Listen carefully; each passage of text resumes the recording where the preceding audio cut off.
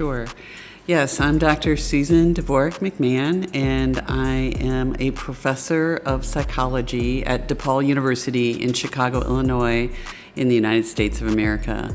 I received my PhD in clinical and community psychology in 1996, so I've been practicing as a faculty member for about 30 years at DePaul University.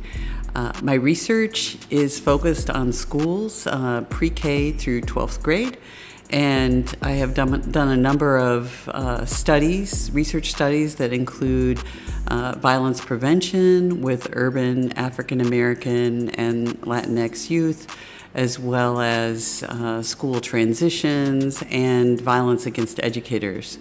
My work on the American Psychological Association Task Force, I was a member of the original task force on violence against teachers that began in 2008, and we learned a lot about this issue. And in 2019, I became chair of a new task force on violence against educators and school personnel as part of the American Psychological Association. So I was pleased to share a bit of information about my research and about the many collaborations that I've had with our national partners and students and other faculty colleagues who are members of the task force.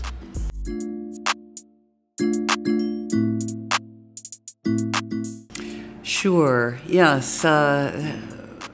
Teachers and school psychologists and social workers and counselors and administrators and other school staff in the United States experience a variety of different types of violence and aggression. This can include verbal insults, harassment, intimidation, bullying, theft of property or damaging of property.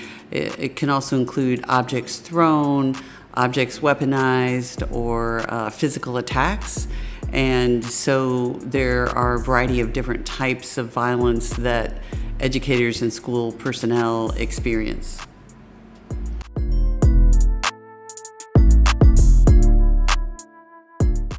It's pretty common. We have done, as part of this most recent national task force, we have conducted 3 waves of survey data, and we have looked at violence across different roles as well as from different offenders. So this violence is coming from students, but also from parents and colleagues and administrators. And it is, we had about 12 to 15,000 people across all 50 states and Puerto Rico who completed our survey. And the rates vary across time and by each role.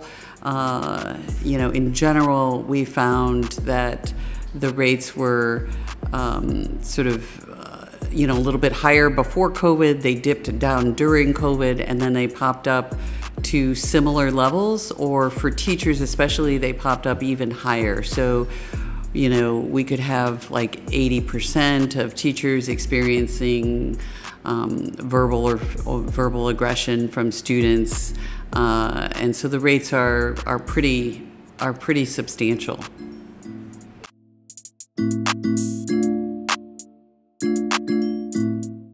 Yes, I mean, it seems that teachers have experienced it in the worst way, and they experiencing more violence from students.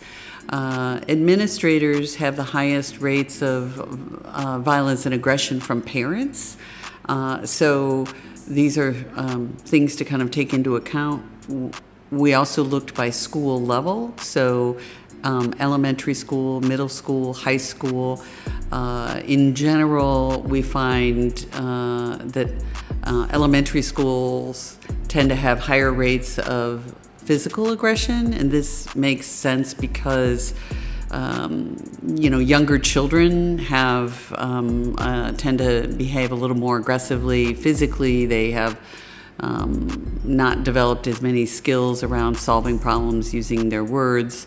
But middle schools can be some of the most difficult environments in terms of verbal and physical aggression, and high schools tend to have a little bit lower rates. We've also found that male teachers have a little bit higher rates than female teachers, so we've often found that schools in urban settings have a little bit higher rates, although sometimes rural schools can also have higher rates than suburban schools.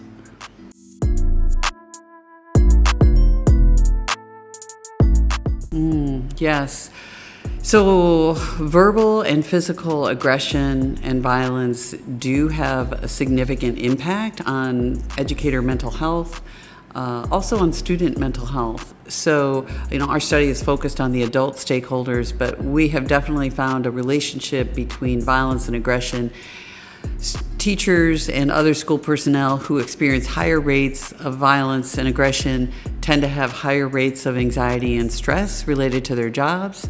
And those higher rates of anxiety and stress actually lead to greater intentions to transfer positions to a different school or even quit their profession. So we do have some teacher shortages in the United States where violence and aggression is one contributing factor to teachers and other school personnel wanting to leave their profession.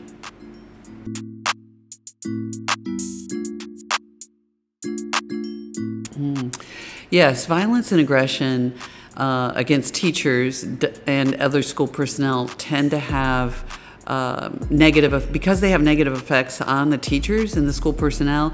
Those also trickle down to having negative effects on students. So it can be associated with lower academic achievement and performance, and so it makes for a more negative learning environment as well as a more negative work environment.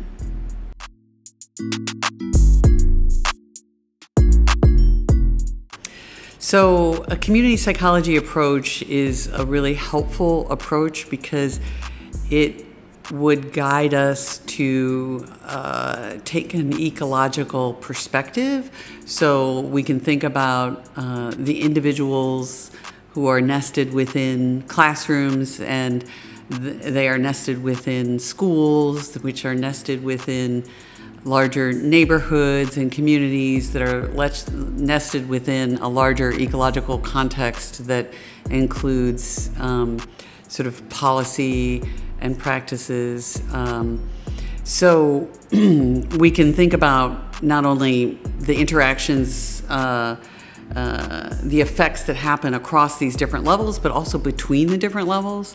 And it also would suggest that we really look at the school context and the climate and identifying strengths and ways to prevent school violence, as well as violence against educators, and thinking about developing our interventions to consider preventing and addressing violence among students, but also among parents, among colleagues, among administrators, and thinking about all the multiple roles and the entire ecology of the school setting, and establishing relationships with parents.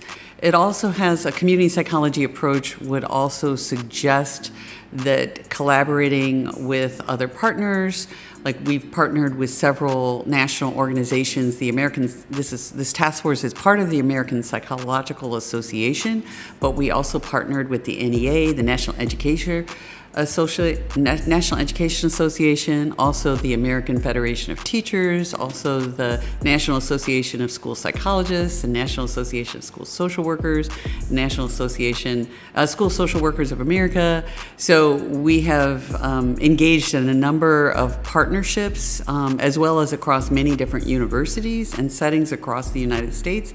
And these collaborations, with the assistance of our national organizations, our faculty across different organizations and universities, as well as our undergraduate students and graduate students, all of these partnerships and collaborations actually have helped us contribute to better understanding the issue and contributing to positive changes to address the issue and prevent violence.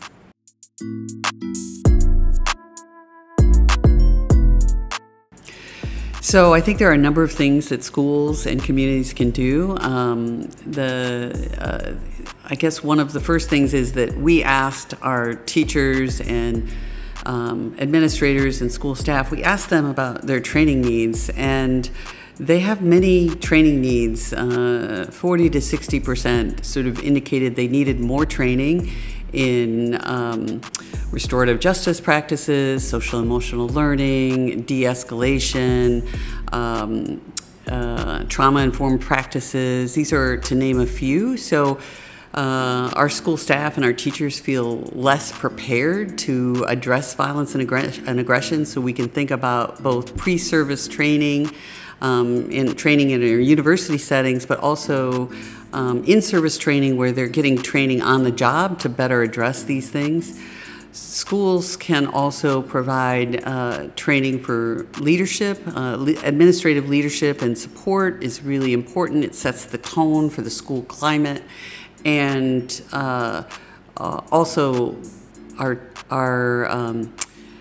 there are challenges with disciplinary practices and creating a positive school environment. And so there are a number of things to sort of use evidence-based practices, engage parents and community members in positive actions around the school, developing those relationships, and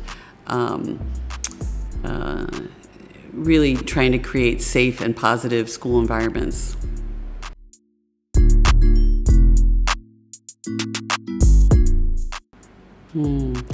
Yeah, well, we, in our original study, we asked educators, we asked teachers about their most upsetting experiences, and they often talked about, the event of experiencing verbal or physical aggression as being really upsetting, but when they didn't receive support from their administrators, it was even more upsetting. So that made it an even more traumatic event. So they definitely need support from their administration. They need to be believed, and they need to receive training. They need to have understanding, and as well as support from parents. They also would like to have more respect from people in the community. Teaching is one of the most important things that we can do in terms of educating our children, and so we should really honor and respect our teachers.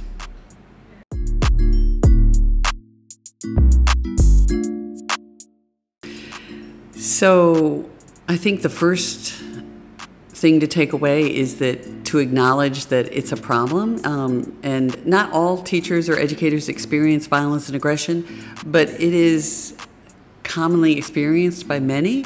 And so to recognize the challenging job that they have, to support them, to engage with them, and to provide additional training so that they can feel confident in being able to address and prevent violence. Lead and innovate.